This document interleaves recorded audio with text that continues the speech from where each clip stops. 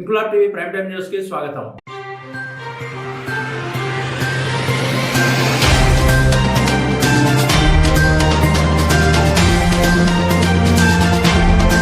తెలంగాణ రాష్ట్రంలో మధ్యాహ్న భోజన పథకం పాఠశాలలో ఏ విధంగా కొనసాగుతున్న తీరును పరిశీలించేందుకు గాను కంటోన్మెంట్ ఎమ్మెల్యే శ్రీ గణేష్ ఆకస్మిక తనిఖీ నిర్వహించారు. కంటోన్మెంట్ పరిధిలోని మడ్ఫోర్ట్ లో ఉన్న ప్రభుత్వ పాఠశాలలో ఆయన నేటి మధ్యాహ్న భోజన పథకానికి సమయానికి వెళ్లి అక్కడ పరిశీలించి విద్యార్థులతో కలిసి భోజనం చేశారు. ఆయన మాట్లాడుతూ ప్రతి పాఠశాలల్లోనూ మధ్యాహ్న భోజన పథకాన్ని విద్యార్థులు, ఉపాధ్యాయులు సక్రమంగా ఈ పథకం కొనసాగేలా చూడాలని పిలుపునిచ్చారు. ప్రభుత్వం చేపడుతున్న ఈ కార్యక్రమానికి అందరూ సహకరించాలని ఆయన అన్నారు. పాఠశాలల్లో విద్యార్థులతో పాటు టీచర్లు కూడా సిబ్బందితో కలిసి మధ్యాహ్న భోజనం చేయాలని, తద్వారా నాణ్యత ఎలా ఉందో తెలుస్తుందని, విద్యార్థుల తల్లిదండ్రులకు కూడా భరోసా కలుగుతుందని ఆయన అభిప్రాయపడ్డారు. పాఠశాలలో ఎలాంటి సమస్య ఉన్నా తనకు ఫోన్ చేయమని విద్యార్థులకు తన ఫోన్ నంబర్ కూడా ఇచ్చారు ఎమ్మెల్యే శ్రీ గణేష్.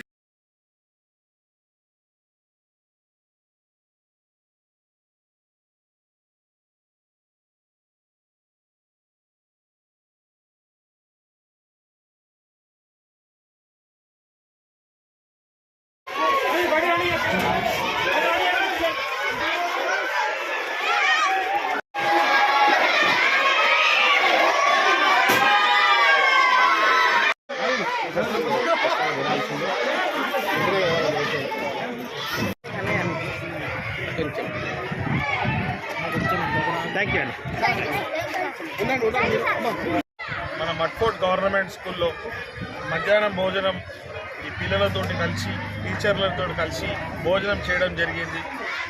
ఫుడ్ చాలా బాగుంది. పిల్లలు కూడా చాలా ఇష్టమున్నారు. కొంచెం చాలా చల్లగా అయింది అనేది ఒక విషయం ఉంది. దాన్ని కూడా ఏ విధంగా చేస్తే బాగుంటుందని చూడడం జరుగుతుంది.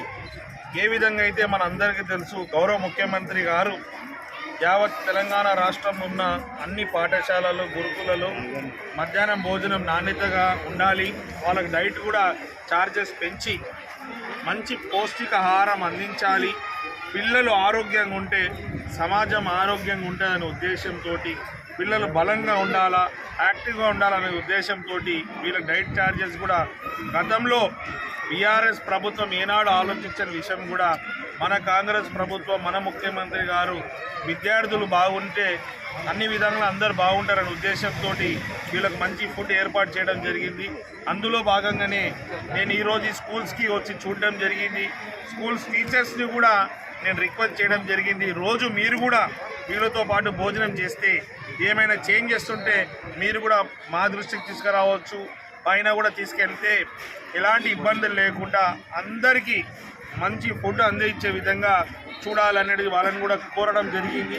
ఇదే కాకుండా ఈ ప్రభుత్వాలు నడిచేది ప్రజలు కట్టే ట్యాక్సులతోటే. అనేక మంది పేద కుటుంబాలు కూడా కావచ్చు, ఇప్పుడు ఇక్కడ చదువుకున్న పిల్లల పేరెంట్స్ కూడా సబ్బులు, ఉప్పులు, మిగతా రేషన్లు ఏమైనా కొన్నప్పుడు వాళ్ళు కూడా జిఎస్టీలు కడుతున్నారు. కాబట్టి గవర్నమెంట్ నడుస్తుంది. ఇది గవర్నమెంట్ సొంత ప్రభుత్వాలు నడిపించినా కూడా ఇది ప్రజల ధనమే. కాబట్టి ప్రజాధనం దుర్వినియోగం కాకుండా ఏ విధంగా అయితే ప్రభుత్వం ఈ పాఠశాలలు నడిపిస్తుందో, సుమారు మన కంటోన్మెంట్ కాన్స్టిట్యున్సీలో 10,000 మంది విద్యార్థులు ఈ స్కూల్స్ మీద డిపెండ్ అయి ఉన్నారు. ఇక్కడ టీచర్స్ బాగాలేకున్నా, చదువు బాగాలేకున్నా, ఫుడ్ బాగాలేకున్నా ఈ పిల్లల భవిష్యత్తు గల్లంత అవుతుంది. కాబట్టి నేను గవర్నర్ సీఎం గారితో కూడా మాట్లాడతాను. మొత్తం కంటోన్మెంట్ ఉన్న రాష్ట్రంలో ఉన్న స్కూల్స్ అన్నిటికీ బయోమెట్రిక్ అటెండెన్స్ సిస్టమ్ని బయోమెట్రిక్ చేస్తే టీచర్స్ అందరూ టైంకి వస్తుర్రా లేదా తెలుసుకుంటారు. ఇక్కడ పిల్లలతోటే రోజు వీళ్ళు కూడా భోజనం చేస్తే నాణ్యత గురించి తెలుస్తుంది. మరీ ముఖ్యంగా ఎంతో స్థాయిలో వీళ్ళ మీద డబ్బులు ఖర్చు పెడుతుంటే ఇక్కడ గవర్నమెంట్ టీచర్స్ వాళ్ళ పిల్లలని ప్రైవేట్ స్కూల్లో చదివిస్తున్నందుకు కొంతమందికి నమ్మకం లేకుండా పోతుంది గవర్నమెంట్ స్కూల్స్ మీద. కంపల్సరీ గవర్నమెంట్ టీచర్స్ కూడా వాళ్ళ పిల్లలని గవర్నమెంట్ స్కూల్లో చదివిస్తే ఇంకా చాలామందికి దీని మీద నమ్మకం ఏర్పడుతుంది. చాలామంది ముందుకు వస్తారు, చాలామంది దీన్ని చదువుకొని బాగుపడే ఛాన్సెస్ ఉంది. కాబట్టి వాళ్ళను కూడా ఇందులో చదివించడానికి చూడాలని కూడా కోరడం జరుగుతుంది.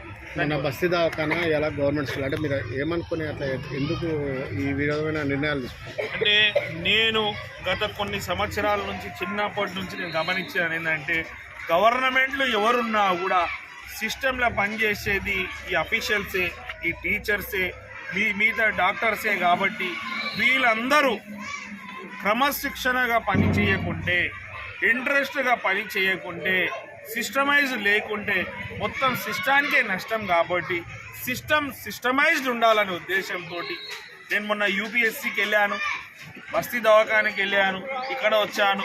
ప్రతి చోట వెళ్తున్న కారణం ఏంటంటే వీళ్ళందరూ సిస్టమ్గా పనిచేస్తే అందరికీ నాణ్యత గల విద్య అందుతుంది, ప్రజలకు అందుబాటులో ఉంటే మంచి వైద్యం అందుతుంది. ఇప్పుడు అంత డబ్బులు ఖర్చు పెట్టి ప్రభుత్వము యూపీఎస్సీ సెంటర్ కావచ్చు, బస్తీ దవాఖానాలు పెట్టి అక్కడ నర్సులని, టీచర్లని, మందులని, ల్యాబ్లు ఏర్పాటు చేస్తే అక్కడ వాళ్ళు సరిగ్గా పని చేయకుంటే, సరిగ్గా ఇంట్రెస్ట్ చూపించకుంటే వాళ్ళు మళ్ళీ ఈ పేద కుటుంబాలు ప్రైవేట్ హాస్పిటల్ మీద ఆధారపడి మళ్ళీ అప్పుల భారంలో పడుతున్నారు. కాబట్టి వాళ్ళకి అలా జరగకుండా ప్రభుత్వ వ్యవస్థలు ఏదైతే ఉందో వాళ్ళు క్రమశిక్షణగా పనిచేసి ప్రజలకు అందుబాటులో ఉండాలి, ప్రజలకు మేలు చేసే విధంగా ఉండాలన్నదే నా ఒక కోరిక. మీ మీడియా ద్వారా నా కంటోన్మెంట్లో ఉన్న అన్ని అఫీషియల్స్కి నేను రిక్వెస్ట్ చేస్తున్నా, మీ డ్యూటీలు, మీ భవిష్యత్తు మీ చేతులలో ఉంది. మీరు దయచేసి క్రమశిక్షణగా పనిచేయండి. ఏ విధంగా అయితే ఈరోజు ఇక్కడికి వచ్చాను ఈ స్కూల్కి, ఏ విధంగా అయితే మొన్న రసూల్పురా యూపీఎస్ సెంటర్కి పోయాను, అదేవిధంగా ఎప్పుడైనా ఎక్కడికైనా వస్తా. ఈసారి ఎక్కడికి వచ్చినప్పుడు సిస్టమైజ్ లేకుంటే నేను ఖచ్చితంగా కఠినమైన చర్యలు తీసుకునే విధంగా ముందుకు సాగుతా. కాబట్టి నేను వచ్చినా రాకున్నా చూడకున్నా మీ బాధ్యతలు సక్రమంగా నిర్వర్తించాలని ప్రతి ఒక్కరిని కోరుకుంటున్నాను.